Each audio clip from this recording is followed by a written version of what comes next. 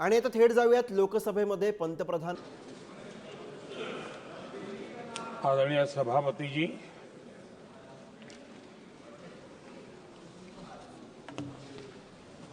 आदरणीय राष्ट्रपति जी के संबोधन पर आभार प्रकट करने के लिए मैं उपस्थित हुआ हूं। कल और आज, कल तो रात देर तक सभी माननीय सांसदों ने अपने विचारों से इस आभार प्रस्ताव को समृद्ध किया। कई माननीय अनुभवी सांसदों ने भी अपने विचार प्रकट किए और स्वाभाविक है कि लोकतंत्र की परंपरा भी है, जहां आवश्यकता था वहां प्रशंसा हुई, जहां परेशानी थी वहां कुछ नकारात्मक बातें भी हुई, लेकिन ये बहुत स्वाभाविक है। अध्यक्ष जी, मेरे लिए बहुत बड़ा सौभाग्य है कि देश की जनता ने मुझे 14वीं बार इस जगह पर बैठ करके राष्ट्रपति जी के उद्बोधन को आभार व्यक्त करने के लिए अवसर दिया है और इसलिए मैं आज जनता जनार्दन का भी बड़े आदर के साथ आभार व्यक्त करना चाहता हूं और सदन में चर्चा में जिन जिन लोगों ने हिस्सा लिया, चर्चा को समृद्ध किया, उन सब का भी मैं आभार व्यक्त करता हूं। आदरणीय सभापति जी, हम 2025 में हैं। एक प्रकार से 21वीं सदी का 25% हिस्सा बीत चुका है।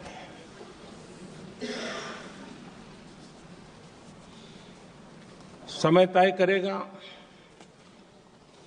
20वीं सदी के आजादी के बाद और 21वीं सदी के प्रथम 25 साल में क्या हुआ, कैसा हुआ।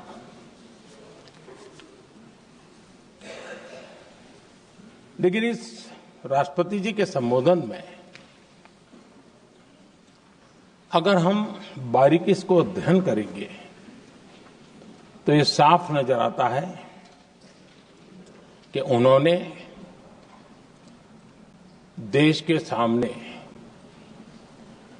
भविष्य के 25 वर्ष और विकसित भारत के लिए एक नया विश्वास जगाने वाली बात,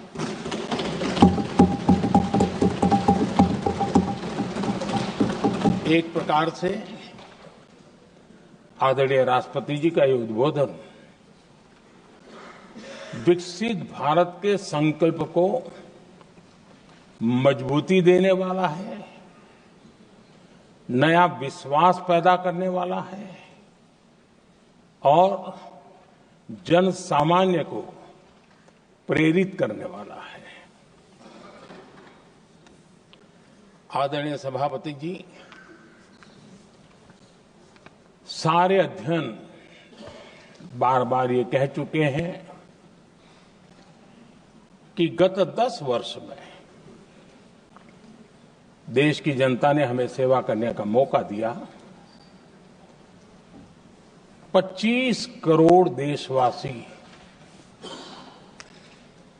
गरीबी को परास्त करके गरीबी से बाहर निकले।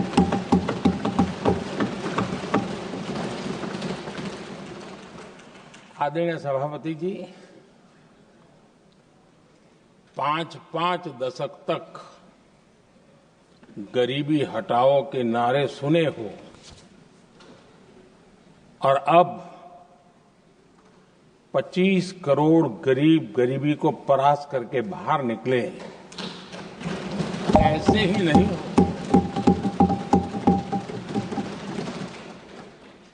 योजनाबद्ध तरीके से, समर्पित भाव से, अपनेपन की पूरी संवेदनशीलता के साथ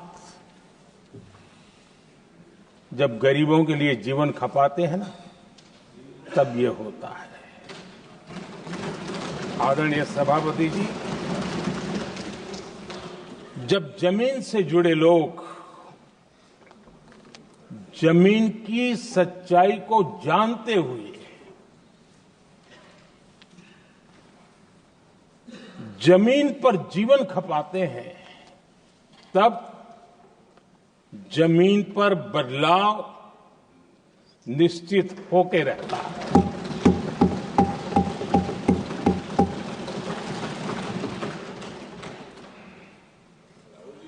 आदरणीय सभापति जी, हमने गरीब को झूठे नारे नहीं, हमने सच्चा विकास दिया।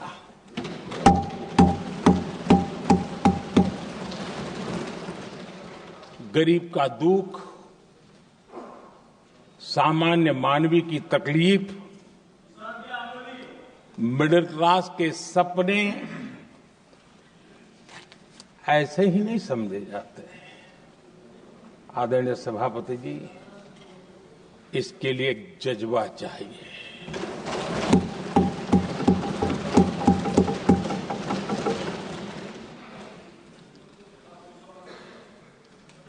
और मुझे दुख के साथ कहना है कि कुछ लोगों में ये है ही नहीं।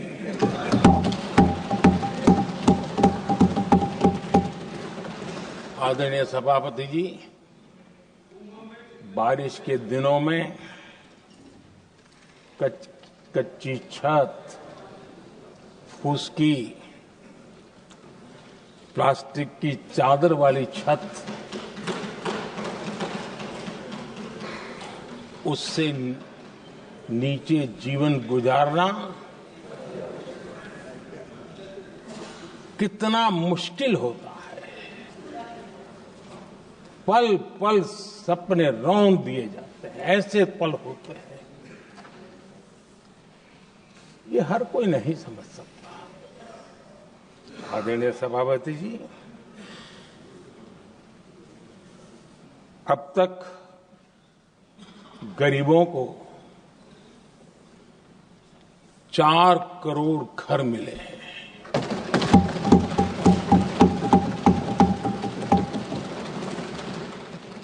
जिसने उस जिंदगी को जिया है ना, उसे समझ होती है कि पक्की छत वाला घर मिलने का मतलब क्या होता है। आदरणीय सभापति जी, एक महिला जब खुले में शौच जाने के लिए मजबूर हो जाती है, वो या तो सूर्योदय के पहले या सूर्यास्त के बाद, कठिनाइयों के झेलने के बाद इस छोटा सा अपना नित्य कर्म करने के लिए निकल सकती है। तब उसे क्या तकलीफ होती थी, ऐसे लोग समझ नहीं सकते। आदरणीय सभापति जी, हमने 12 करोड़ से ज्यादा शौचालय बनाकर बहनों बेटियों की मुश्किलें दूर की।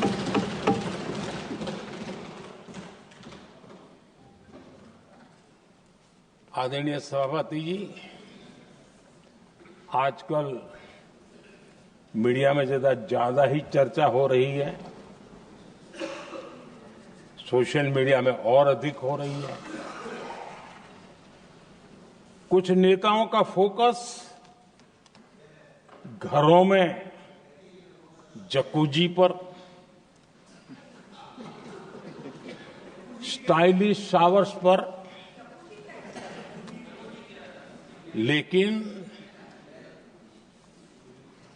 हमारा फोकस तो हर घर जल पहुंचाने पर है।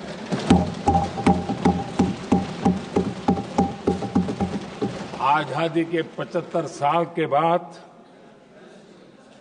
देश में 75% करीब 16 करोड़ से भी ज्यादा घरों के पास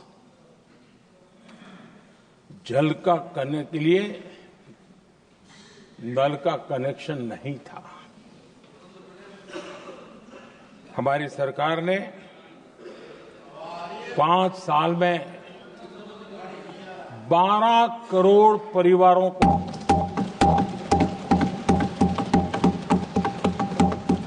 घरों में नल से जल देने का काम किया है और काम तेजी से आगे भी बढ़ रहा है।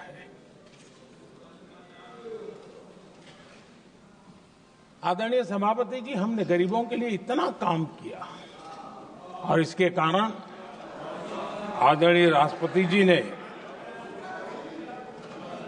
अपने अभिभाषण में इसका विस्तार से वर्णन किया है। जो लोग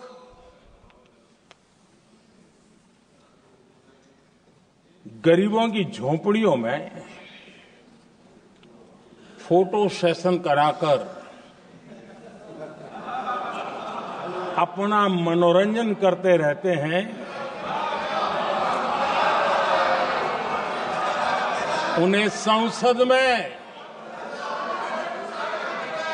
गरीबों की बात बोरिंग ही लगेगी।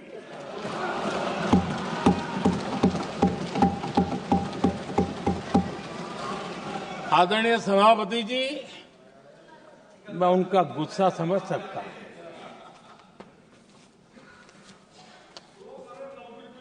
आदरणीय सभापति जी,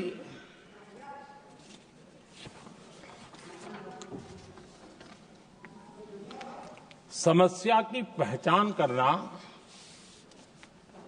एक बात है, लेकिन अगर जिम्मेवारी है तो समस्या की पहचान कर करके छूट नहीं सकते। उसके समाधान के लिए समर्पित भाव से प्रयास करना होता है। हमने देखा है और पिछले 10 साल के हमारे काम को देखा होगा और राष्ट्रपति जी के अभिभाषण में भी देखा होगा।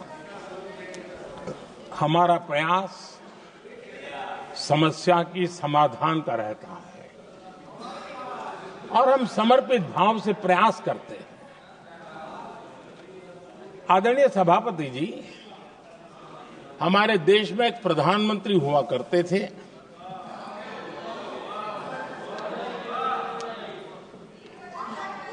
उनको मिस्टर क्लीन करने कहने की एक फैशन हो गई थी। उस प्रधानमंत्री जी को मिस्टर क्लीन कहने की फैशन हो गई थी। उन्होंने एक समस्या को पहचाना था और उन्होंने कहा था कि दिल्ली से 1 रुपया निकलता है तो गांव में 15 पैसा पहुंचता है। अब उस समय तो पंचायत से लेकर पार्लियामेंट तक एक ही पार्टी का राज था। पंचायत से पार्लियामेंट तक एक ही पार्टी का राज था और उस समय उन्होंने सार्वजनिक रूप से कहा था कि 1 रुपया निकलता है 15 पैसा पहुंचता है।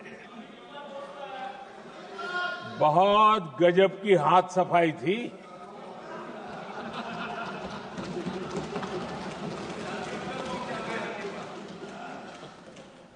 पंद्रह पैसा किसके पास जाता था, ये देश का सामान्य मानवी भी आसानी से समझ सकता है।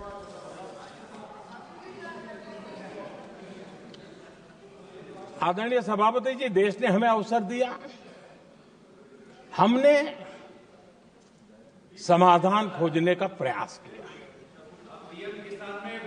हमारा मॉडल है बचत भी विकास भी। जनता का पैसा जनता के लिए। हमने जनधन, आधार,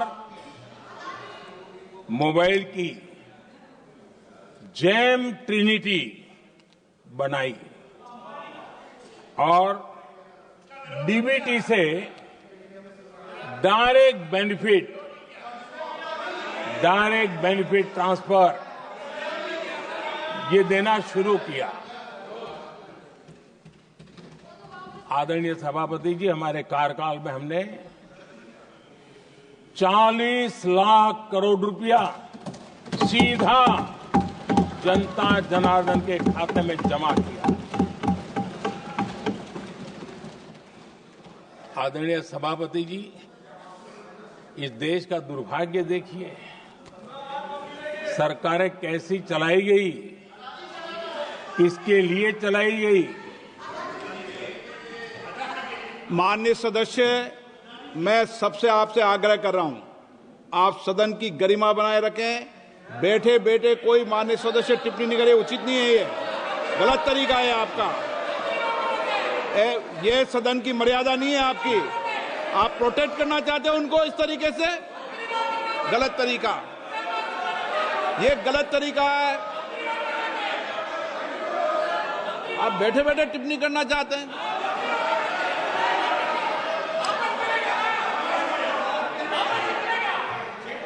आदरणीय सभापति जी,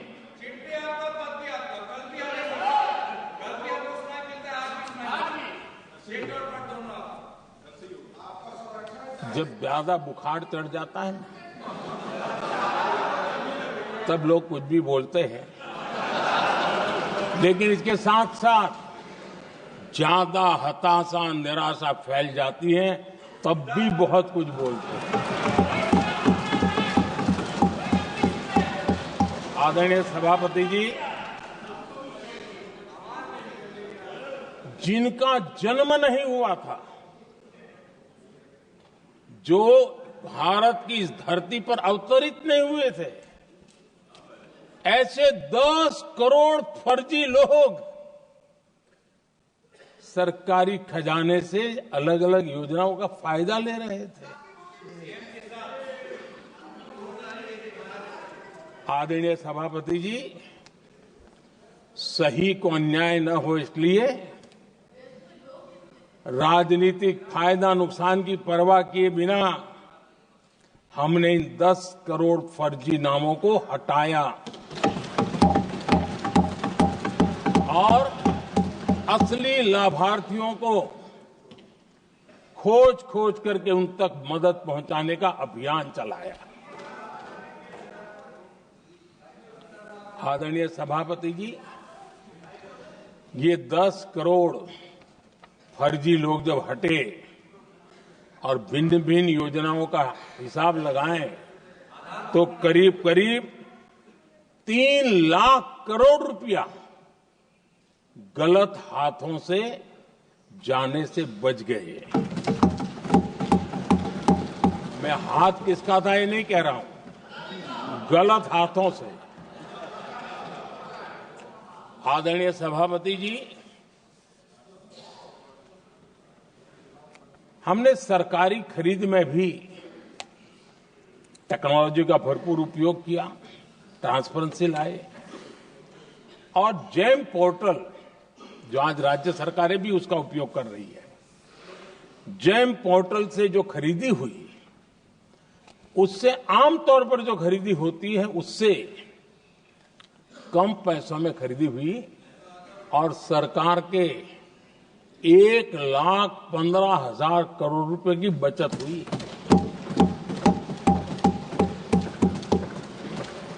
आदरणीय सभापति जी, हमारी स्वच्छता अभियान का बहुत मजाक उड़ाया गया। ऐसा जैसे हमने कोई पाप कर दिया, कोई गलती कर दी। न जाने क्या क्या कहा जाता था।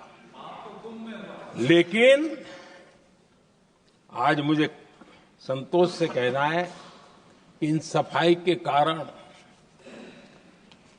हाल के वर्षों में सिर्फ सरकारी दफ्तरों से जो कबाड़ बेचा गया ना, उसमें 2300 करोड़ रुपया सरकार को मिले हैं। महात्मा गांधी ट्रस्टीशिप के सिद्धांत की बात करते थे। वो कहते थे कि हम ट्रस्टी हैं, ये संपत्ति जनता जनार्दन की है और इसलिए हम पाई पाई को एक ट्रस्टीशिप के सिद्धांत के आधार पर बचाने की और सही जगह पर उपयोग करने का प्रयास करते हैं। और तब जाकर के स्वच्छता अभियान से कबाड़ बेचकर 2300 करोड़ रुपया देश की सरकार के खजाने में आ रहा है।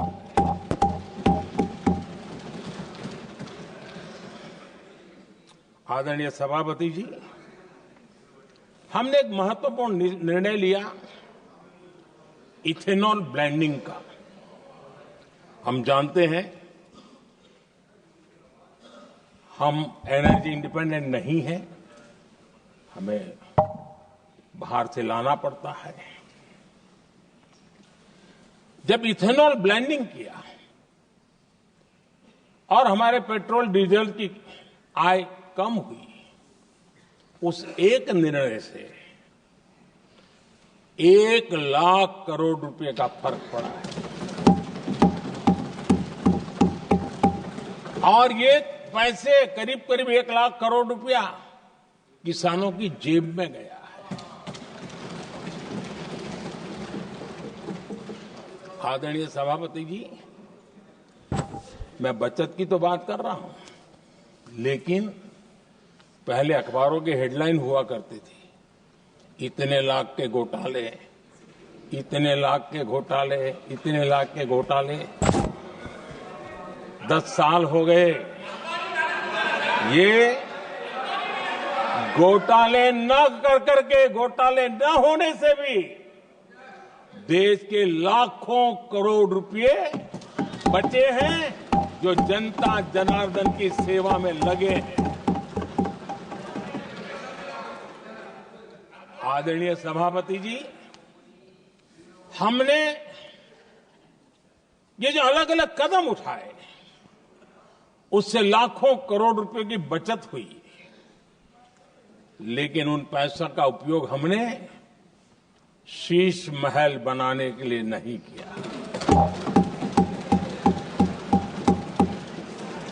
इसका उपयोग हमने देश बनाने के लिए किया है। इंफ्रास्ट्रक्चर का बजट 10 साल पहले 1,80,000 करोड़ था, हमारे आने से पहले। आदरणीय सभापति जी, आज 11 लाख करोड़ रुपया इंफ्रास्ट्रक्चर का बजट। और इसलिए राष्ट्रपति जी ने भारत की नींव कैसी मजबूत हो रही है, इसका वर्णन इसमें किया है। रोड हो, हाईवे हो, रेलवे हो, ग्राम सड़क हो, इन सभी कामों के लिए विकास की एक मजबूत नींव रखी गई है। आदरणीय सभापति जी, सरकारी खजाने में बचत हुई वो तो एक बात है, और वो करना भी चाहिए, जैसा मैंने ट्रस्टीशिप की बात कही। लेकिन हमने इस बात पर भी ध्यान रखा है कि जन सामान्य के उनको भी बचत का लाभ मिलना चाहिए। योजनाएं ऐसी हो ताकि जनता को भी बचत हो। और आपने देखा होगा, आयुष्मान भारत योजना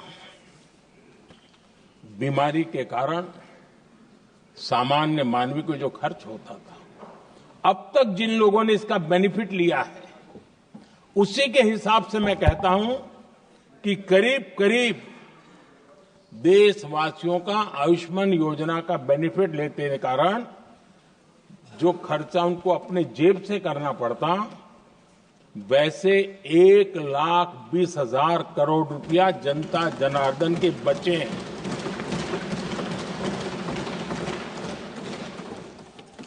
ये आवश्यक है कि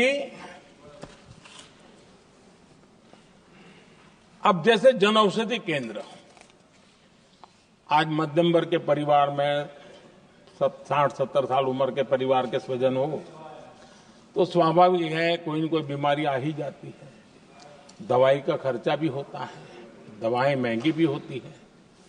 हमने जब से जन औषधि केंद्र खोले हैं जिसमें 80% डिस्काउंट होता है और उसके कारण जिन परिवारों ने इन जन औषधि केंद्रों से दवाइयां ली हैं उनके करीब करीब 30,000 करोड़ रुपए दवाई को खर्चा बचा।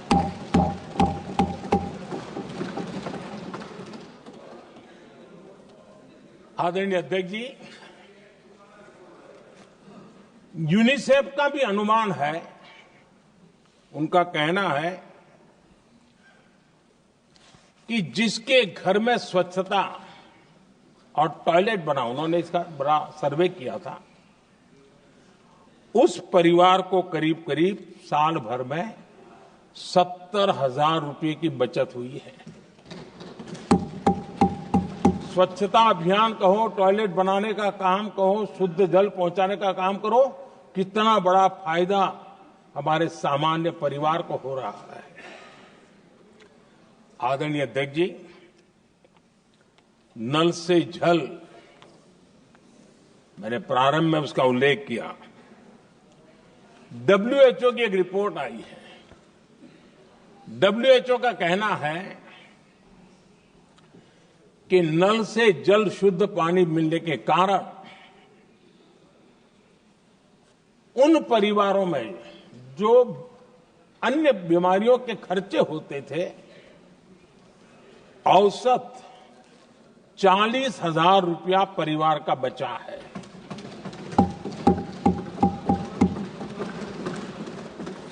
मैं ज्यादा गिन नहीं रहा हूं, लेकिन ऐसी अनेक योजना है जिन योजनाओं ने सामान्य मानवीय के खर्च में बचत की है। आदरणीय सभापति जी, करोड़ों देशवासियों को मुफ्त अनाज, उसके भी उस परिवार के हजारों रुपये बचते हैं। PM सूर्यघर मुफ्त बिजली योजना, जहां जहां ये योजना लागू हुई, इन परिवारों को औसतन साल भर के 25 से 30,000 रुपये बिजली की बचत हो, पैसों में बचत हो रही है, खर्च में बचत हो रही है। और अगर ज्यादा बिजली है तो बेच करके कमाई कर रहा है वो अलग, यानी सामान्य मानवीय की बचत भी। हमने LED बल्ब का एक अभियान चलाया था। आपको मालूम है कि हमारे आने से पहले LED बल्ब 400 रुपये में बिकते थे। हमने इतना अभियान चलाया, उसकी कीमत 40 रुपये हो गई। और LED बल्ब के कारण बिजली की भी बचत हुई और उजाला भी ज्यादा मिला, और उसमें देशवासियों के करीब 20,000 करोड़ रुपए बचे हैं। आदरणीय सभापति जी, जिन किसानों ने सॉइल हेल्थ कार्ड का वैज्ञानिक तरीके से उपयोग किया है, उनको बहुत फायदा हुआ है।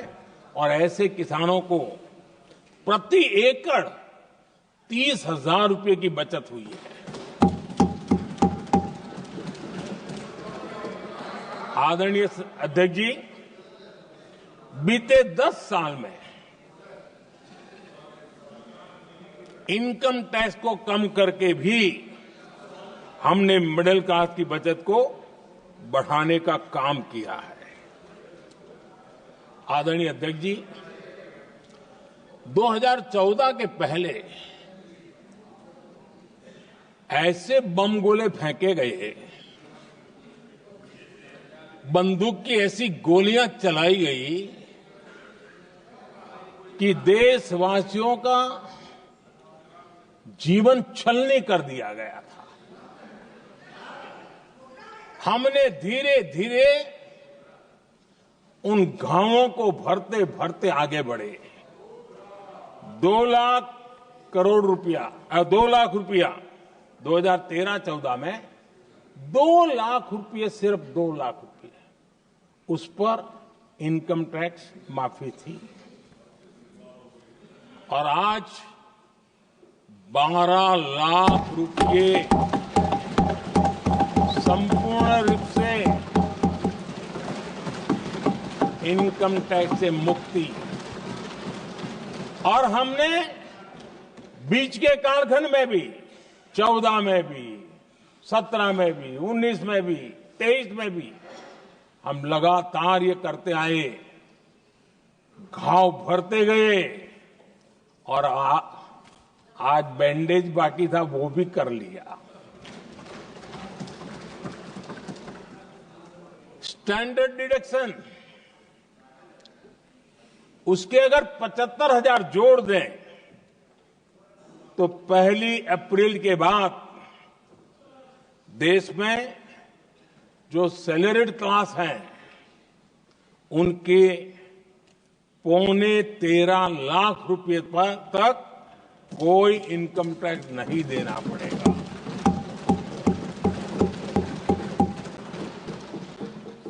आदरणीय सभापति जी,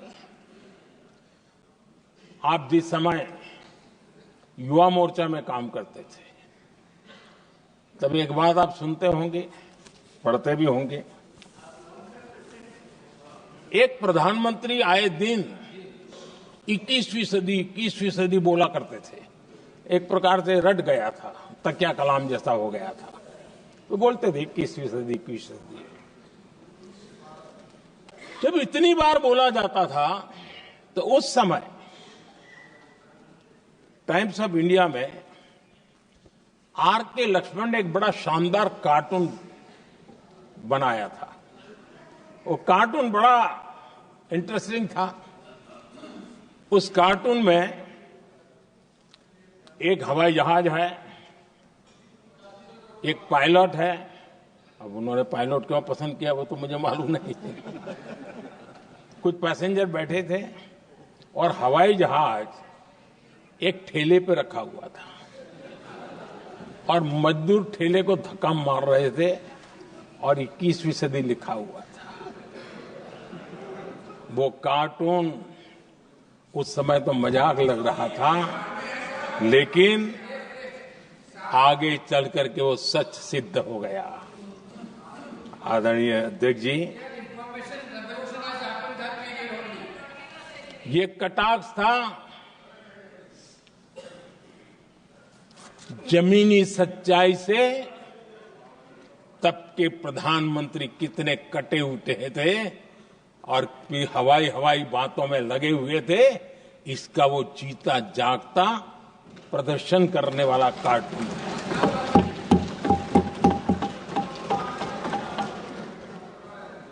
आदरणीय अध्यक्ष जी, जिन्होंने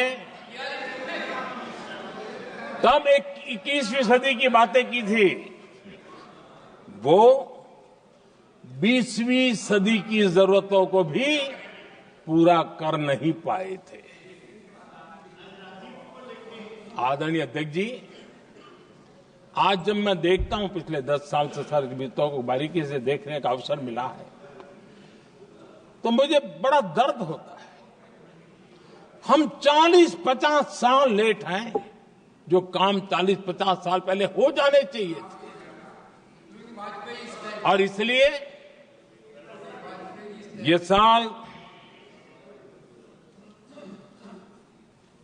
जब 2014 से देश की जनता ने हमको सेवा का अवसर दिया, हमने ज्यादा से ज्यादा युवाओं पर फोकस किया। हमें युवाओं की आकांक्षाओं पर बल दिया। हमने युवाओं के लिए ज्यादा अवसर बनाए। हमने कई क्षेत्रों को खोल दिया और जिसके कारण हम देख रहे हैं देश के युवा अपने सामर्थ्य का परचम लहरा रहे हैं। देश में हमने स्पेस सेक्टर को खोल दिया, डिफेंस सेक्टर को खोला, सेमीकंडक्टर मिशन लेकर के आए, इनोवेशन को बढ़ावा देने के लिए अनेक नई योजनाओं को हमने आकार दिया।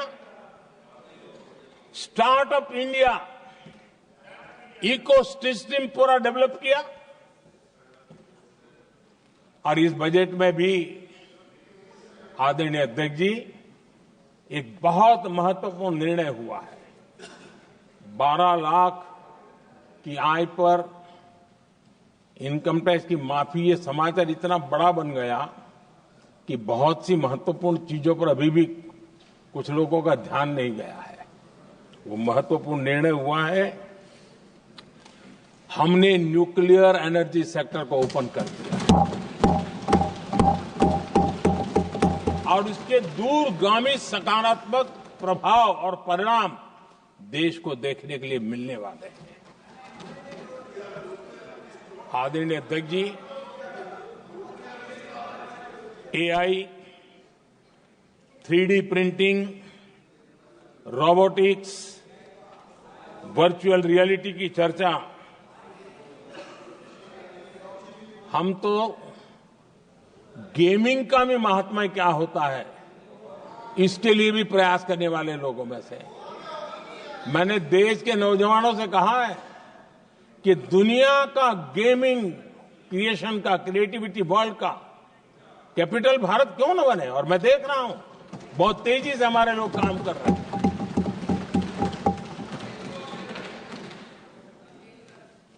कुछ लोगों को अब जब एआई की बात होती है, कुछ लोगों को अब ये शब्द फैशन में है तो बोला जाता है, लेकिन मेरे लिए सिंगल एआई नहीं है, डबल एआई।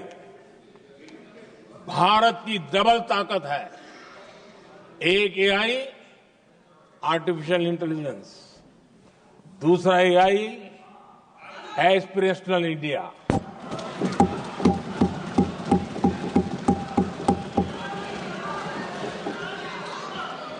हमने स्कूलों में 10,000 टिंकरिंग लैब्स शुरू किए और आज उन टिंकरिंग लैब से निकले बच्चे रोबोटिक्स बना करके लोगों को चकित कर रहे हैं। और इस बजट में 50,000 नए टिंकरिंग लैब्स उसका प्रावधान किया गया। भारत वो देश है जिसके इंडिया एआई मिशन को लेकर के पूरी दुनिया बहुत आशावादी है और विश्व के एआई प्लेटफॉर्म में भारत की मौजूदगी एक महत्वपूर्ण स्थान प्राप्त कर चुकी है।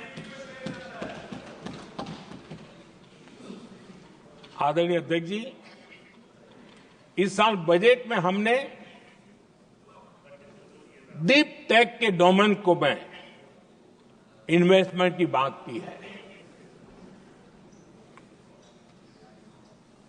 और डीप टेक मैं समझता हूं हमारे लिए तेज गति से आगे बढ़ने के लिए और 21वीं सदी पूरी तरह टेक्नोलॉजी ड्रिवन सेंचुरी है। ऐसे में हमारे लिए आवश्यक है कि भारत डीप टेक के क्षेत्र में बहुत तेजी से आगे बढ़े। आदरणीय अध्यक्ष जी, हम लगातार युवा भविष्य को ध्यान में रखते हुए काम कर रहे हैं,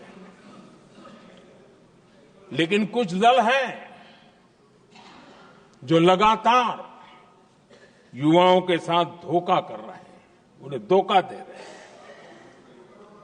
ये दल चुनाव के दरमियान ये भत्ता देंगे, वो भत्ता देंगे, वादा तो करते हैं लेकिन पूरा नहीं करते हैं।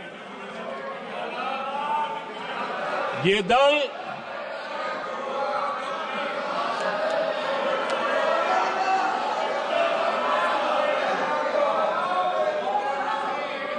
प्लीज माननीय सदस्य गरिमा प्रतिष्ठा बनाए रखें। भारत की संसद में आप प्लीज बैठे बैठे टिप्पणी नहीं करें और नए माननीय सदस्य बैठे बैठे टिप्पणी कर रहे हैं। आदरणीय अध्यक्ष जी, ये दल युवाओं के भविष्य पर आपदा बनकर गिरे हुए हैं।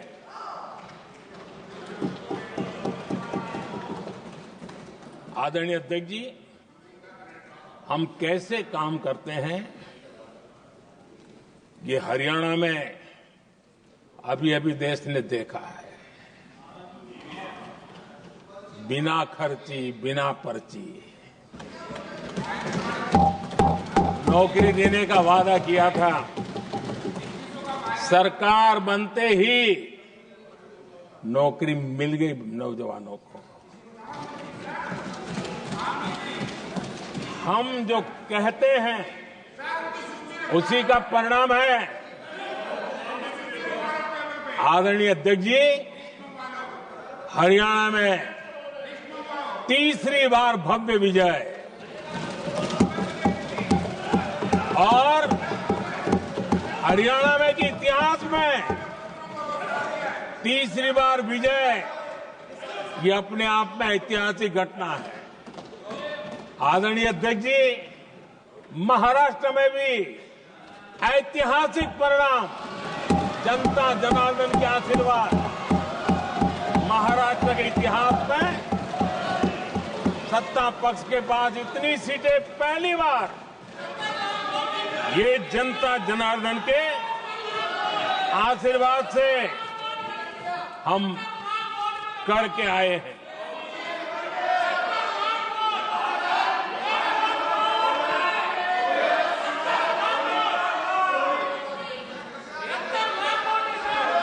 कुछ समझते हैं आदरणीय चीजों को? अध्यक्ष जी, कल जवाब दिया था ना आपको।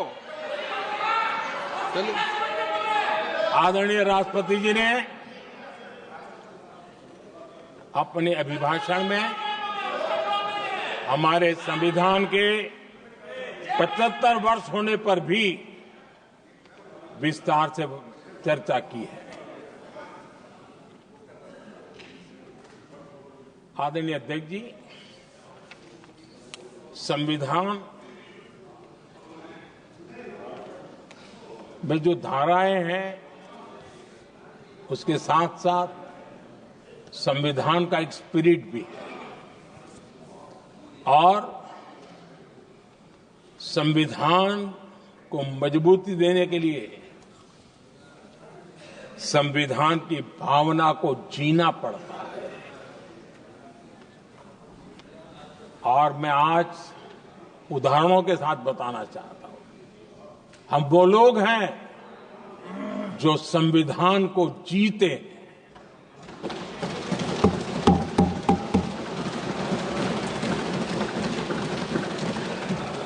आदरणीय अध्यक्ष महोदय, हमारे यहां ये बात सही है, परंपरा है कि राष्ट्रपति जी जब उद्बोधन करते हैं तो उस सरकार के उस साल के कार्यकाल का ब्यौरा देते हैं।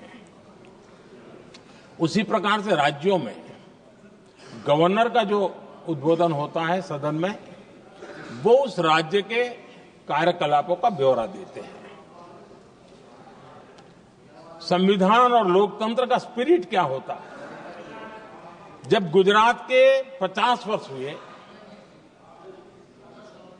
गोल्डन जुबली ईयर मना रहे थे और सद्भाग्य से मुझे उस समय मुख्यमंत्री के रूप में सेवारत था मैं, तो हमने एक महत्वपूर्ण निर्णय किया। हमने किया इस गोल्डन जुबली ईयर में पिछले 50 वर्ष में सदन में जितने भी गवर्नर के भाषण हुए, मतलब उस समय की सरकारों का ही वाहवाही उसमें होती है, हमने कहा कि उन 50 साल में जितने भी गवर्नर के भाषण हुए हैं, सबको ही एक पुस्तक के रूप में तैयार किया जाए, ग्रंथ बनाया जाए और आज सभी लाइब्रेरीज में वो ग्रंथ अवेलेबल है। मैं तो बीजेपी वाला था, गुजरात में तो ज्यादातर कांग्रेस की सरकारें रही थी, उन सरकारों के गवर्नर के भाषण थे, लेकिन उसको भी प्रसिद्ध कराने का काम भाजपा से बना एक मुख्यमंत्री कर रहा था। क्यों? हम संविधान को जीना जानते हैं, हम संविधान को समर्पित हैं, हम संविधान के स्पिरिट को समझते हैं। आदरणीय अध्यक्ष जी, आप जानते हैं 2014 में जब हम आए तब मान्य विपक्ष नहीं था, रिकॉग्नाइज्ड अपोजिशन पार्टी नहीं थी, उतने अंक भी लेकर के कोई नहीं आए थे। भारत के अनेक कानून ऐसे थे कि हमें पूरी स्वतंत्रता थी उस कानून के हिसाब से काम करने की। अनेक कमेटियां ऐसी थी जिसमें लिखा था लीडर्स ऑफ अपोजिशन उसमें आएंगे, लेकिन अपोजिशन था ही नहीं, रिकॉग्नाइज अपोजिशन नहीं था। ये हमारा संविधान जीने का स्वभाव था, ये हमारा संविधान का स्पिरिट था, ये हमारी लोकतंत्र की मर्यादाओं का पालन करने का इरादा था। हमने तय किया कि भले मान्य विपक्ष नहीं होगा, रिकॉग्नाइज अपोजिशन नहीं होगा, लेकिन जो सबसे बड़े दल का सब नेता है उसको मीटिंगों में बुलाएंगे। ये लोकतंत्र का स्पिरिट होता है, तब होता है।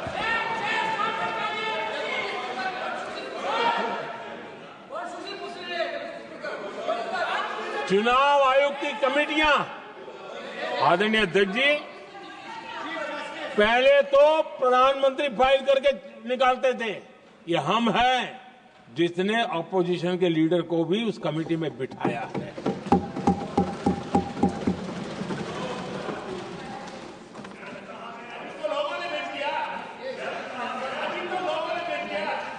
और हमने इसके लिए कानून भी बनाया और आज विधिवत रूप से इलेक्शन कमीशन बनेगा तो अपोजिशन लीडर भी उसके निर्णय की प्रक्रिया में हिस्सा होंगे। ये काम हम करते हैं और ये मैंने पहले ही कहा, हम इसलिए करते हैं कि हम संविधान को जीते हैं।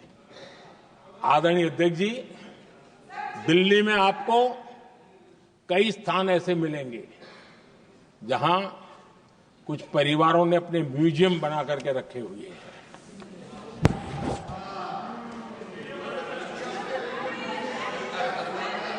जनता जनार्दन के पैसों से काम हो रहा है।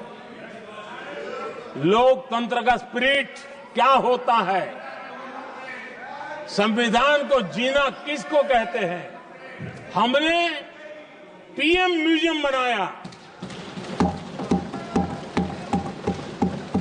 और देश के पहले से लेकर के मेरे पूर्व तक के सभी प्रधानमंत्रियों के जीवन को और उनके कार्य को उस पीएम म्यूजियम बनाया गया है।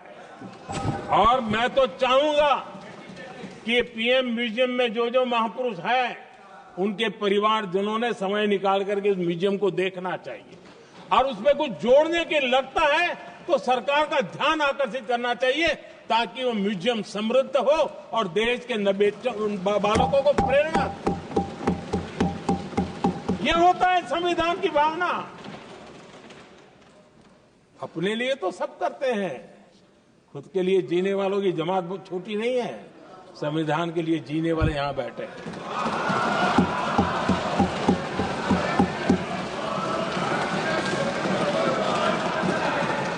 आदरणीय अध्यक्ष जी, जब सत्ता सेवा बन जाए तो राष्ट्र निर्माण होता है। जब सत्ता को विरासत बना दिया जाए तब लोकतंत्र खत्म हो जाता है।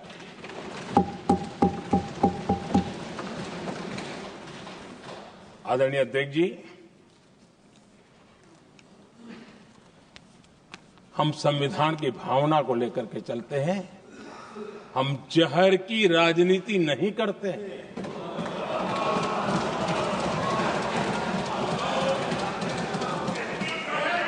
हम देश की एकता को सर्वोपरि रखते हैं और इसलिए सरदार वल्लभ भाई पटेल का दुनिया का सबसे ऊंचा स्टैच्यू बनाते हैं और स्टैच्यू ऑफ यूनिटी देश को जोड़ने का जिस महापुरुष ने काम किया उसका हम स्मरण करते हैं। और वो भाजपा के नहीं थे, वो जनसंघ के नहीं थे। हम संविधान को जीते हैं, इसलिए इस सोच से आगे बढ़ते हैं।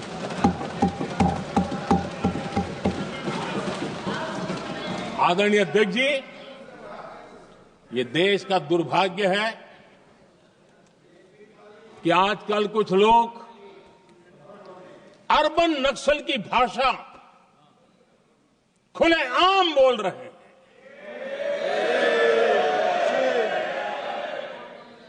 और अर्बन नक्सल जिन बातों को बोलते हैं, इंडियन स्टेट के सामने मोर्चा लेना, ये अर्बन नक्सल की भाषा बोलने वाले, इंडियन स्टेट के खिलाफ लड़ाई की घोषणा करने वाले न संविधान को समझ सकते हैं, न देश की एकता को समझ सकते हैं।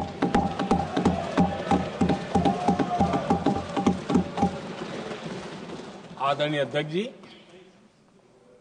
7 दशक तक जम्मू एंड कश्मीर और लद्दाख उसे संविधान के अधिकारों से वंचित रखा गया।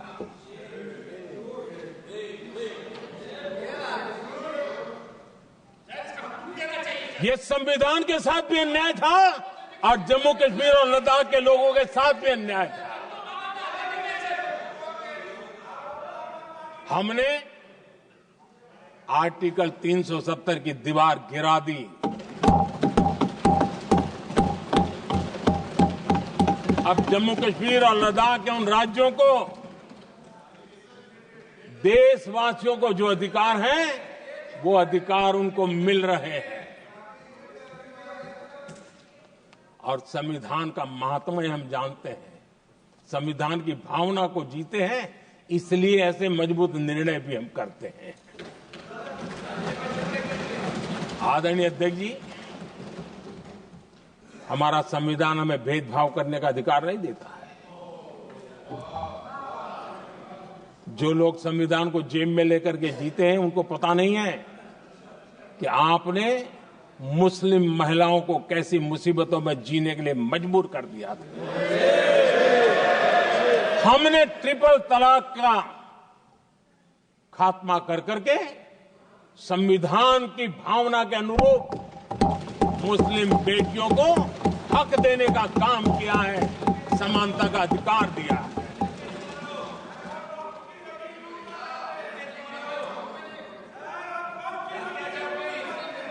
जब भी देश में एनडीए की सरकार रही है, हमने एक लंबे विजन के साथ काम किया है। पता नहीं देश को बांटने के लिए किस किस प्रकार की भाषाओं का प्रयोग किया जा रहा है। हताशा, निराशा पता नहीं उनको कहां तक ले जाएगी, लेकिन हमारी सोच कैसी है, एनडीए के साथी मिलकर के किस दिशा में सोचते हैं। हमारे लिए जो पीछे है, जो आखिरी है, और महात्मा गांधी जी ने जो कहा था, उसकी तरफ हमारा ध्यान ज्यादा है। और उसी का परिणाम है कि अगर हम मंत्रालयों की रचना करते हैं, तो भी मंत्रालय कौन सा बनाते हैं? पूर्वोत्तर के लिए अलग मंत्रालय बनाते हैं।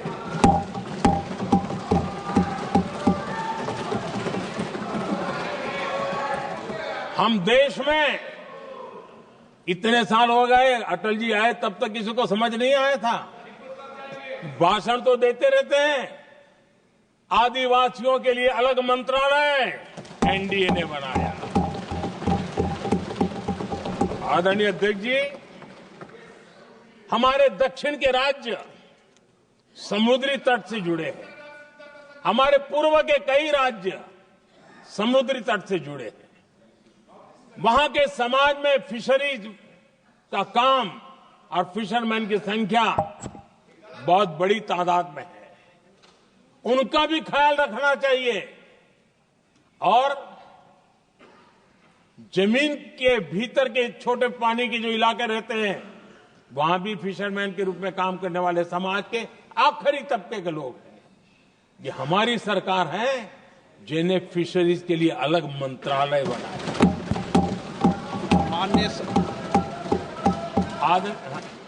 माननीय सदस्यों, अगर सभा की सहमति हो तो सभा की कार्रवाई इस विषय की समाप्ति तक बढ़ा दी जाए। माननीय प्रधानमंत्री जी। आदरणीय अध्यक्ष जी, समाज के दबे कुचले वंचित लोग, इनके अंदर एक सामर्थ्य होता है। अगर स्किल डेवलपमेंट पर बल दिया जाए तो उनके लिए नए अवसर बन सकते हैं, उनकी आशा आकांक्षा अनुरूप जिंदगी बना सकते हैं। और इसलिए हमने अलग स्किल मंत्रालय बनाया। आदरणीय अध्यक्ष जी, देश में लोकतंत्र का पहला धर्म होता है कि हम सत्ता को सामान्य से सामान्य नागरिक तक उसका अवसर मिले। और इस बात को ध्यान में रखते हुए भारत के कोऑपरेटिव सेक्टर को और समृद्ध बनाने के लिए और तंदुरुस्त बनाने के लिए देश के करोड़ों लोगों को जोड़ने का उसमें अवसर है। अनेक क्षेत्रों में कोऑपरेटिव मूवमेंट को बढ़ाया जा सकता है और उसको ध्यान में रखते हुए हमने अलग कोऑपरेटिव मंत्रालय बनाया। विजन क्या होता है ये यहां पता चलता है। आदरणीय अध्यक्ष जी, जाति की बातें करना कुछ लोगों के लिए फैशन बन गई है। पिछले 30 साल से सदन में आने वाले ओबीसी समाज के सांसद दलों के भेदभाव से ऊपर उठ करके एक होकर के 30-35 साल से मांग कर रहे थे कि ओबीसी कमीशन को संवैधानिक दर्जा दिया जाए। जिन लोगों को आज जातिवाद में मलाई दिखती है उनको उस समय ओबीसी समाज की याद नहीं आई। ये हम हैं जिन्होंने ओबीसी समाज को संवैधानिक दर्जा दिया। पिछड़ा वर्ग आयोग आज संवैधानिक व्यवस्था में जो है। आदरणीय अध्यक्ष जी, हर सेक्टर में एससी, एसटी, ओबीसी को ज्यादा से ज्यादा अवसर मिले, उस दिशा में हमने बहुत मजबूती के साथ काम किया है। मैं आज इस सदन के माध्यम से देशवासियों को उनके सामने एक अहम सवाल रखना चाहता हूं। और अध्यक्ष महोदय, जरूर देशवासी मेरे इस सवाल पर चिंतन भी करेंगे और चौराहे पर चर्चा भी करेंगे। कोई मुझे बताएं, क्या एक ही समय में संसद में एससी वर्ग के एक ही परिवार के 3 सांसद कभी हुए हैं क्या?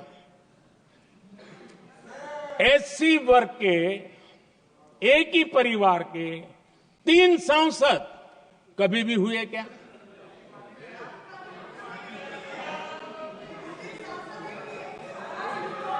मैं दूसरा सवाल पूछता हूं, कोई मुझे बताए कि एक ही कालखंड में एक ही समय में संसद में एसटी वर्ग के एक ही परिवार के 3 एमपी हुए हैं क्या?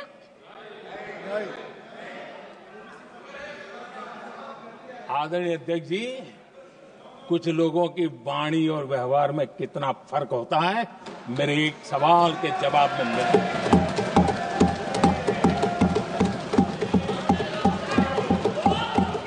जमीन आसमान का अंतर होता है, रात दिन का अंतर होता है।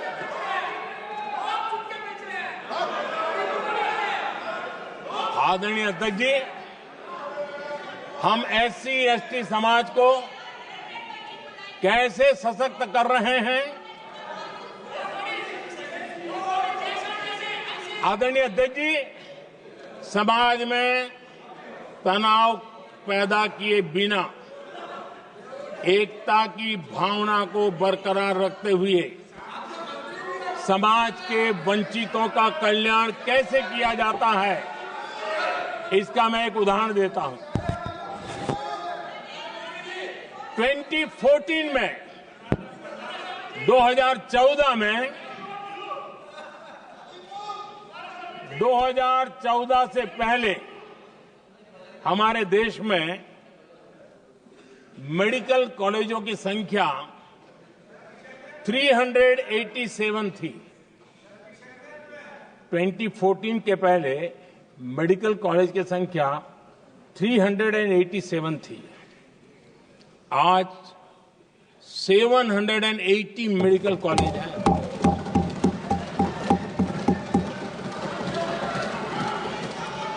अब मेडिकल कॉलेज बड़े हैं तो सीटें भी बड़ी हैं। ये बहुत महत्वपूर्ण एंगल है आदरणीय अध्यक्ष जी, और इसलिए कॉलेजें बड़ी हैं, सीटें भी बड़ी हैं।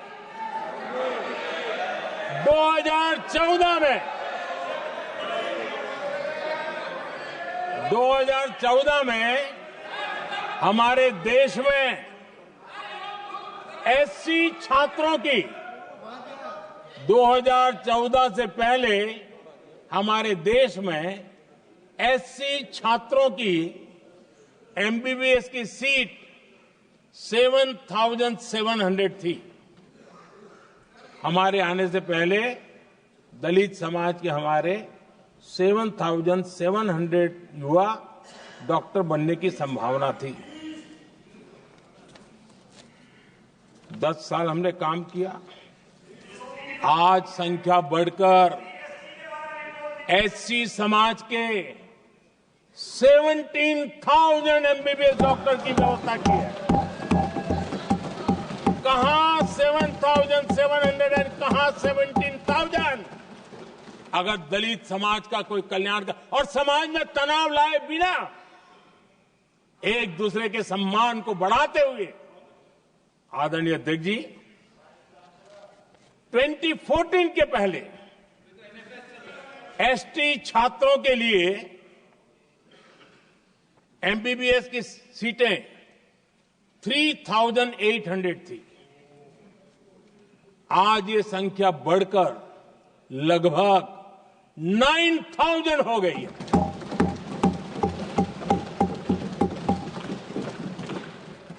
ट्वेंटी 14 के पहले ओबीसी के छात्रों के लिए एमबीबीएस में 14,000 से भी कम, 14,000 से भी कम सीटें थी। आज इनकी संख्या लगभग 32,000 हो गई है। ओबीसी समाज के 32,000 एमबीबीएस डॉक्टर बनेंगे। आदरणीय अध्यक्ष महोदय, पिछले 10 साल में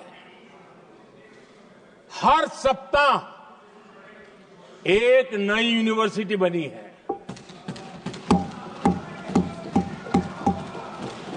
हर दिन एक नई आईटीआई बनी है। हर 2 दिन में एक नया कॉलेज खुला है।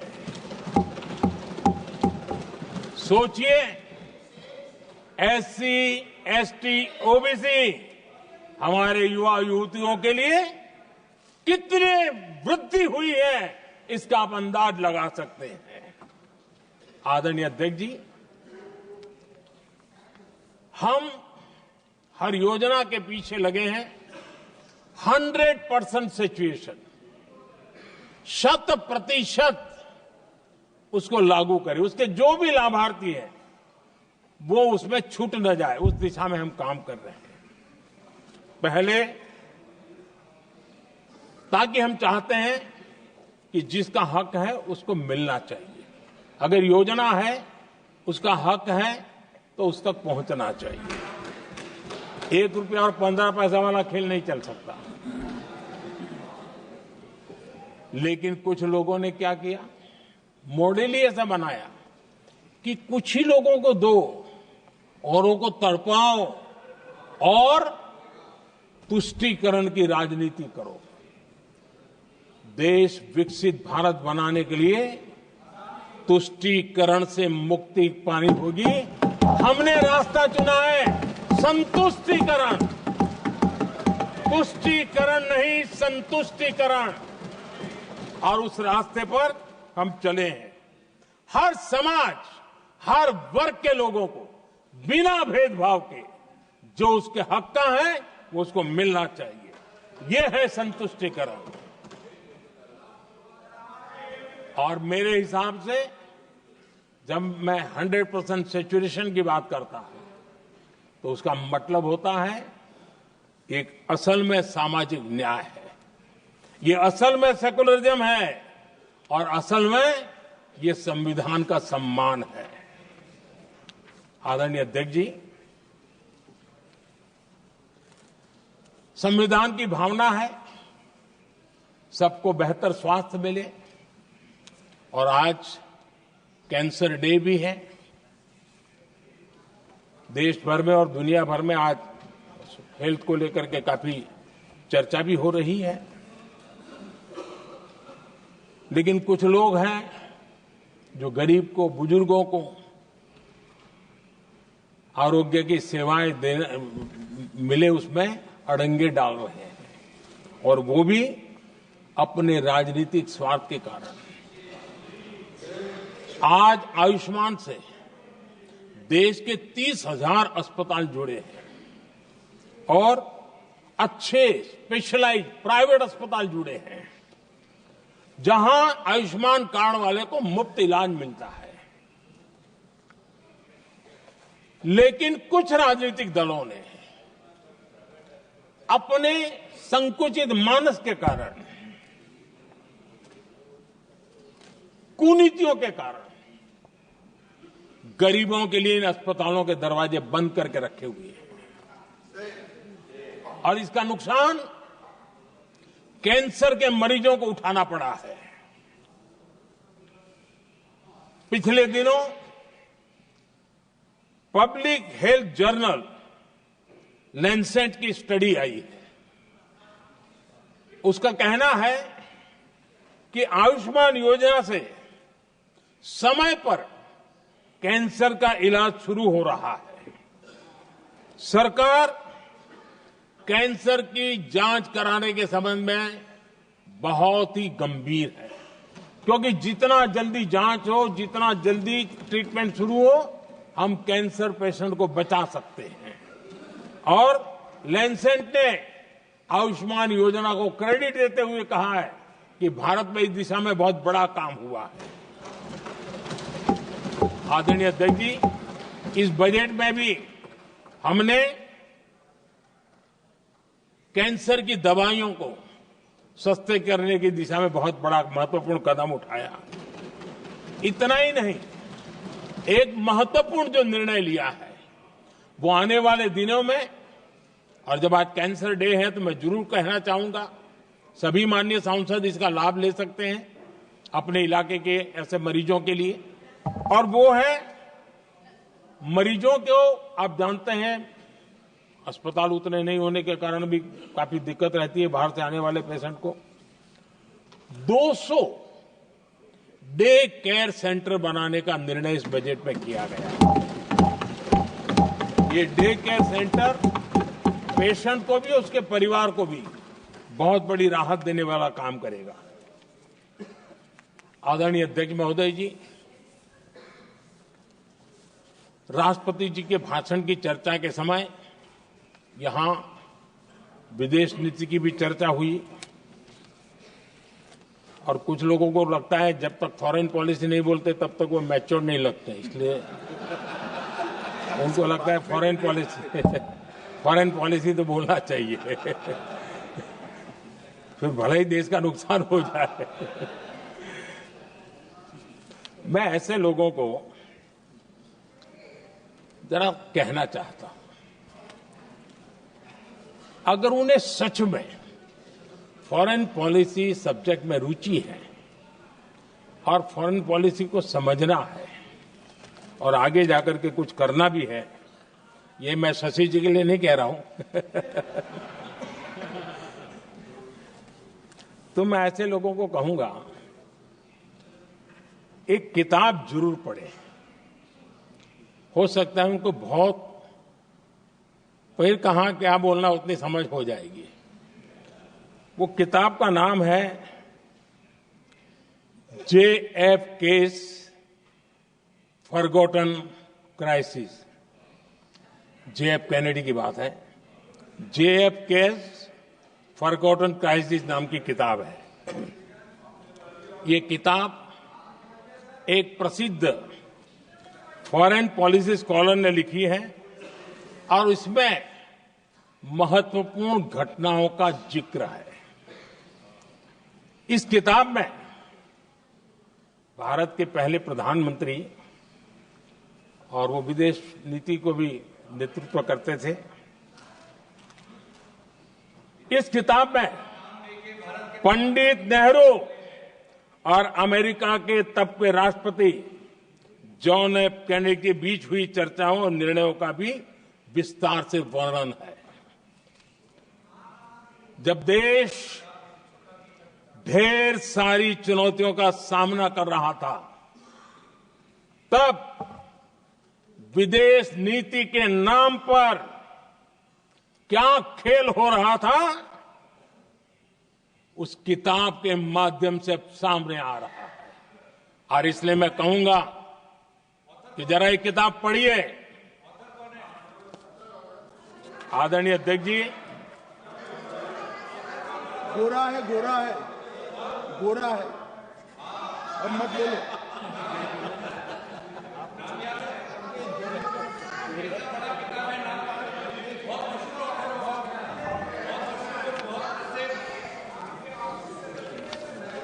आदरणीय अध्यक्ष जी, राष्ट्रपति जी के अभिभाषण के बाद एक महिला राष्ट्रपति जी एक गरीब परिवार की बेटी, उनका सम्मान न कर सके, आपकी मर्जी, लेकिन क्या क्या कहकर उनको अपमानित किया जा रहा है।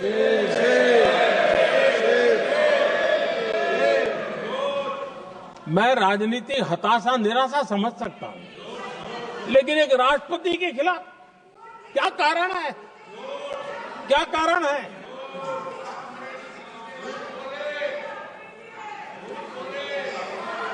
आदरणीय अध्यक्ष जी, आज भारत इस प्रकार की विकृत मानसिकता को छोड़ करके, उस सोच को छोड़ करके विमेन लेड डेवलपमेंट के मंत्र को लेकर के आगे बढ़ रहा है। अगर आधी आबादी उसको अगर पूरा अवसर मिले तो भारत 2 गुनी रफ्तार से आगे बढ़ सकता है, और ये मेरा विश्वास है। 25 साल से इस क्षेत्र में काम करने के बाद मेरा विश्वास और दृढ़ हुआ है। आदरणीय अध्यक्ष जी, पिछले 10 साल में सेल्फ हेल्प ग्रुप्स अब तक 10 करोड़ नई महिलाएं SHG में जुड़ी है। और ये महिलाएं वंचित परिवारों से हैं, ग्रामीण बैकग्राउंड से हैं। समाज के अंतिम पायदान पर बैठी इन महिलाओं का सामर्थ्य बढ़ा, उनका सामाजिक स्तर भी ऊपर उठा और सरकार ने इनकी मदद 20 लाख रुपए तक बढ़ा दी है ताकि वो इस काम को आगे बढ़ा सके। उनकी कार्यक्षमता बढ़े, उसका स्केल बढ़े, उस दिशा में हम प्रयास कर रहे हैं और उसका आज ग्रामीण अर्थव्यवस्था पर बहुत ही सकारात्मक प्रभाव हो रहा है। आदरणीय अध्यक्ष जी, राष्ट्रपति जी ने अपने अभिभाषण में लखपति दीदी अभियान की चर्चा की है। हमारी नई सरकार तीसरी बार बनने के बाद अब तक जो जानकारियां रजिस्टर हुई है उस हिसाब से 50 लाख से ज्यादा लखपति दीदी की जानकारी हम तक पहुंची है। और जब से मैंने इस योजना को आगे बढ़ाया है अब तक करीब करीब 1.25 करोड़ महिलाएं लखपति दीदी बनी हैं और हमारा लक्ष्य है कि हम 3 करोड़ महिलाओं को लखपति दीदी बनाएंगे और इसके लिए आर्थिक कार्यक्रमों का बल दिया जाएगा। आदरणीय अध्यक्ष जी, आज देश के अनेक गांवों में ड्रोन दीदी की चर्चा हो रही है। एक मनोवैज्ञानिक परिवर्तन गांवों में आया है।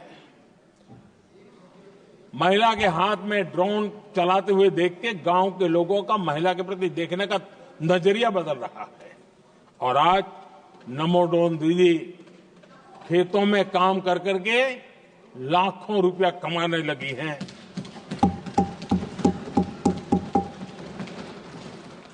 मुद्रा योजना भी नारी शक्ति के लिए उसके सशक्तिकरण की बहुत बड़ी भूमिका अदा कर रहा है।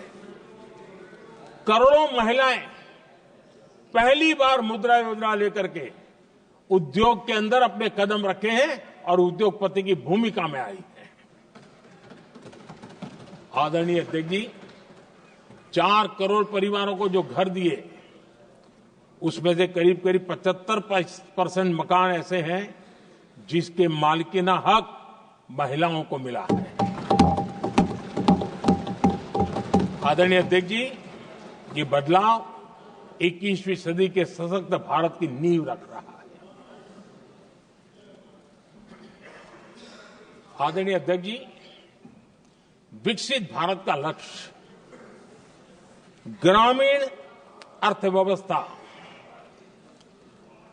उसको सशक्त बिना किए बिना हम विकसित भारत का निर्माण नहीं कर सकते और इसलिए रूरल इकोनॉमी के हर क्षेत्र को हमने स्पर्श करने का प्रयास किया है और हम जानते हैं रूरल इकोनॉमी में खेती किसानी का बहुत महत्व रहता है। विकसित भारत के स्टार स्तंभों में हमारा किसान एक मजबूत स्तंभ है। बीते दशक में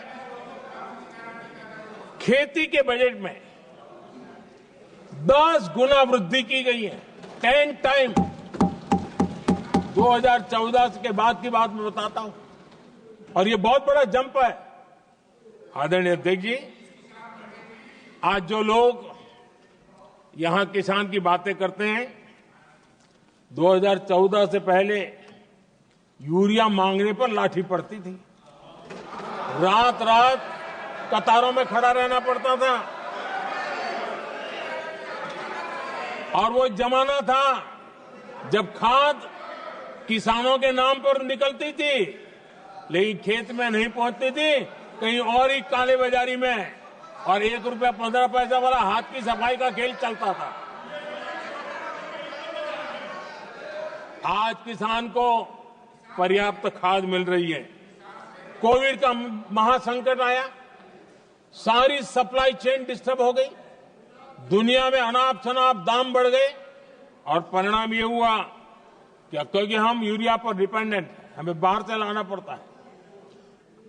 आज भारत सरकार को जो बोरा यूरिया का 3,000 रुपए में पड़ता है, सरकार ने वो झेला और किसान को 300 से भी कम कीमत पर दिया है, 300 रुपए से कम। किसान को ज्यादा से ज्यादा फायदा हो, इसके लिए लगातार हम काम कर रहे हैं।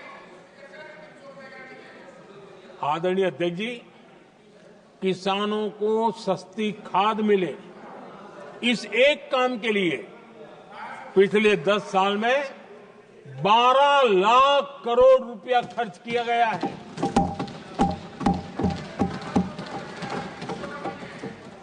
पीएम किसान सम्मान निधि, उसे करीब 3.5 लाख करोड़ रुपए डायरेक्ट किसान के खाते में पहुंचे हैं।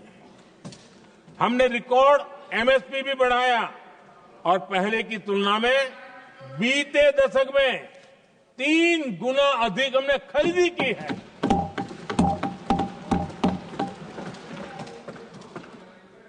किसान को ऋण मिले, आसान ऋण मिले, सस्ता ऋण मिले, उसमें भी 3 गुना वृद्धि की गई है। पहले प्राकृतिक आपदा में किसान को अपने हाल पर छोड़ दिया जाता था।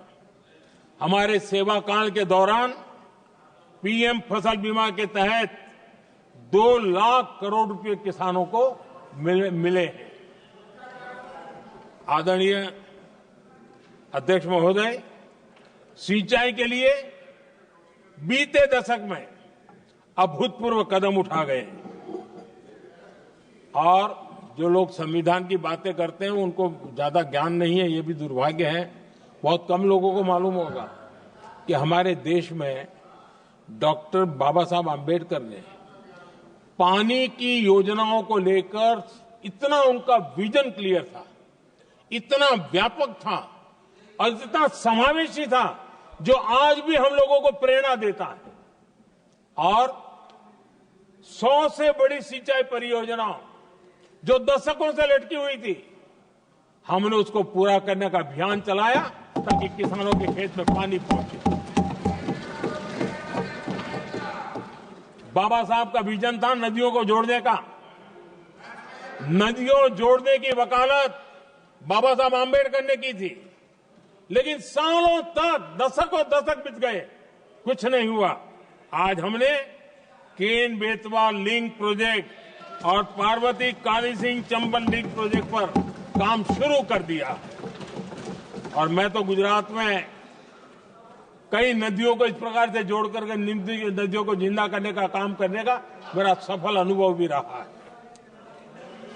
आदरणीय अध्यक्ष महोदय, हर देशवासी का इस सपना होना चाहिए, हम सबका सपना होना चाहिए कि दुनिया के हर डाइनिंग टेबल पर made in India food packet क्यों न हो। आज मुझे खुशी होती है जब भारत की चाय, इसके साथ साथ अब हमारी कॉफी भी दुनिया में अपनी महक फैला रही है, बाजारों में धूम मचा रही है। इवन हमारा टर्मरिक कोविड के बाद सबसे ज्यादा मांग बढ़ी है।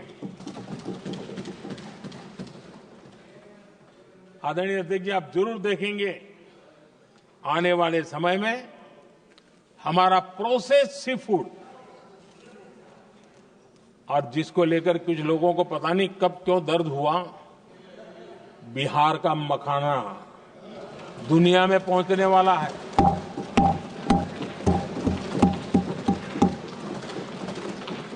हमारा मोटा अनाज यानी श्री अन्न, ये भी दुनिया के बाजारों में भारत की शान बढ़ाएगा। आदरणीय अध्यक्ष महोदय, विकसित भारत के लिए फ्यूचर रेडी शहर वो भी बहुत जरूरी है। हमारा देश बहुत तेजी से अर्बनाइजेशन की ओर बढ़ रहा है और इसे चुनौती और संकट नहीं मानना चाहिए, इसे अवसर मानना चाहिए और हमने उस दिशा में काम आगे करना चाहिए।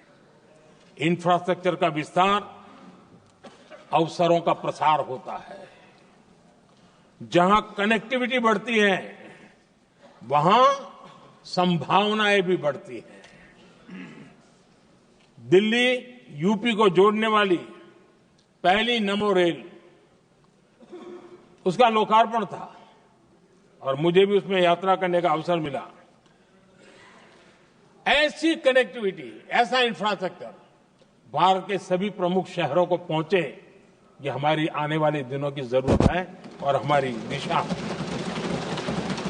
आदरणीय अध्यक्ष जी, 10 साल में दिल्ली का नेटवर्क डबल हुआ और आज टियर 2, टियर 3 सिटी में भी मेट्रो नेटवर्क पहुंच रहा है। आज हम सभी गर्व कर सकते हैं, आज भारत का मेट्रो नेटवर्क 1000 किलोमीटर पार कर गया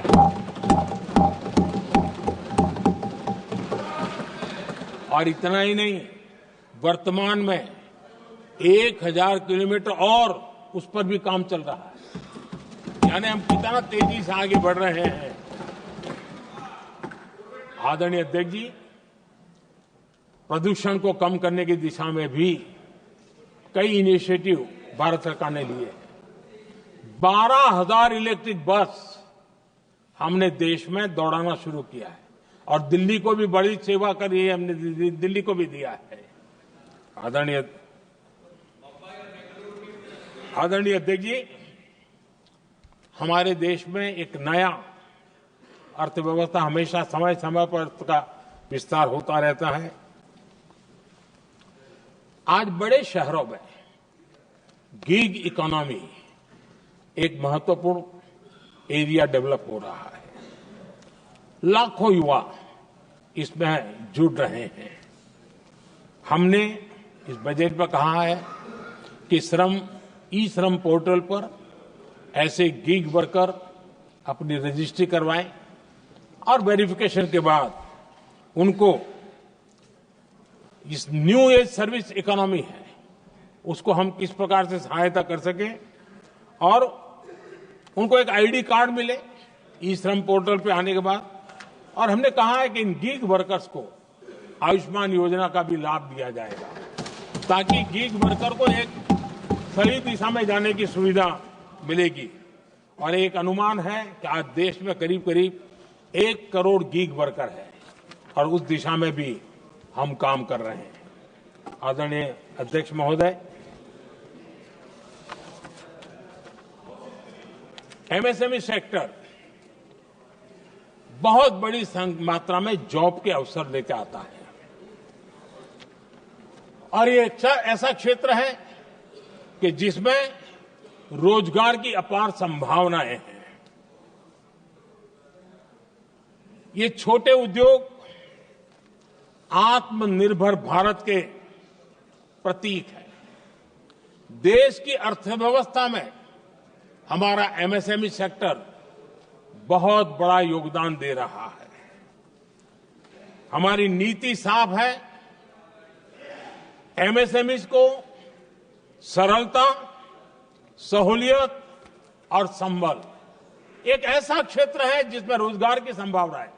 और इस बार हमने मिशन मैन्युफैक्चरिंग उस पर बल दिया है और एक मिशन मोड में हम मैन्युफैक्चरिंग सेक्टर मतलब कि एमएसएमईज को बल देना और एमएसएमईज के माध्यम से अनेक नौजवानों को रोजगार देना और स्किल डेवलपमेंट से रोजगार के लिए नौजवानों को तैयार करना, ऐसे पूरी इकोसिस्टम को हम बल देते हुए आगे बढ़ रहे हैं।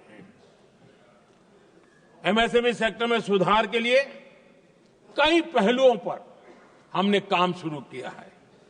एमएसएमई के लिए क्राइटेरिया 2006 में बनाया गया था, उसे अपडेट नहीं किया गया। पिछले 10 वर्षों में इस क्राइटेरिया में हमने 2 बार अपग्रेडेशन करने का प्रयास किया और इस बार एक बहुत बड़ा जंप लगाया है। पहली बार 2020 में, दूसरी बार इस बजट में हमने एमएसएमई को आगे बढ़ाने का प्रयास किया है। हर तरफ उनको आर्थिक सहायता दी जा रही है। एमएसएमई के सामने चुनौती फॉर्मल फाइनेंशियल रिसोर्सेज की कमी की रही है। कोविड के संकट के काल में एमएसएमई को एक विशेष बल दिया गया। हमने खिलौना उद्योग उसको एक विशेष बल दिया। हमने कपड़ा उद्योग को विशेष बल दिया। उनको कैश फ्लो की कमी नहीं होने दी और बिना किसी गारंटी को लोन दिया। हजारों उद्योगों में लाखों नौकरियों की संभावनाएं बनी और नौकरियां सुरक्षित भी हुई।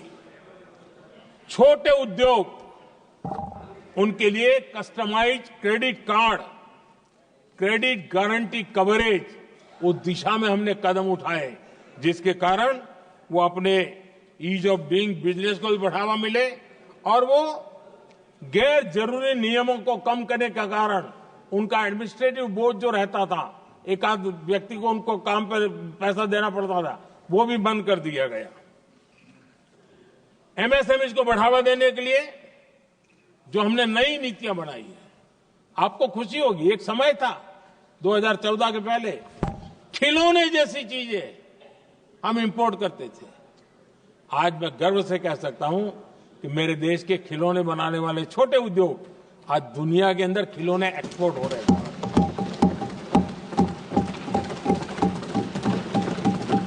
और आयात में बहुत बड़ी गिरावट आई है। निर्यात में करीब 239% वृद्धि हुई है। एमएसएमई के जरिए संचालित ऐसे कई सेक्टर्स हैं जो दुनिया भर में अपनी पहचान बना रहे हैं। मेड इन इंडिया कपड़े, इलेक्ट्रॉनिक्स, इलेक्ट्रिकल गुड्स के सामान आज दूसरे देशों के जीवन का हिस्सा बन रहा है। आदरणीय अध्यक्ष जी, विकसित भारत के सपने को पूरा करने के लिए देश आगे बढ़ रहा है और बड़े आत्मविश्वास के साथ आगे बढ़ रहा है। विकसित भारत का सपना ये कोई सरकारी सपना नहीं होता है, वो 140 करोड़ देशवासियों का सपना है और इस सपने को हम सब ने जितनी ऊर्जा दे सकते हैं देने का प्रयास करना है। और दुनिया में उदाहरण है, 20-25 साल के कालखंड में दुनिया के कई देश विकसित बनकर के दिखाया है। तो भारत के पास तो सामर्थ्य अपार है। हमारे पास डेमोग्राफी है, डेमोक्रेसी है, डिमांड है, हम क्यों नहीं कर सकते? इस विश्वास के साथ हमें आगे बढ़ना है और हम भी 2047 जब देश आजाद होगा, तब आजादी के 100 साल होंगे तब हम विकसित भारत बन के रहेंगे। ये सपने लेकर के चलना चाहिए। और आदरणीय अध्यक्ष जी, मैं विश्वास से कहता हूं हमें और बड़े लक्ष्य पार करने और हम करके रहेंगे। और माननीय अध्यक्ष जी, ये तो अभी हमारी तीसरी ही टर्म है।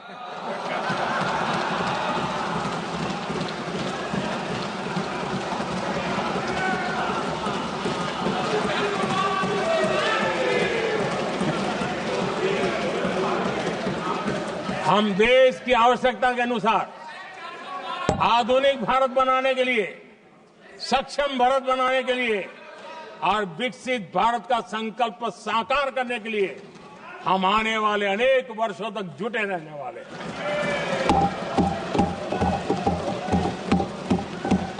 आदरणीय अध्यक्ष जी,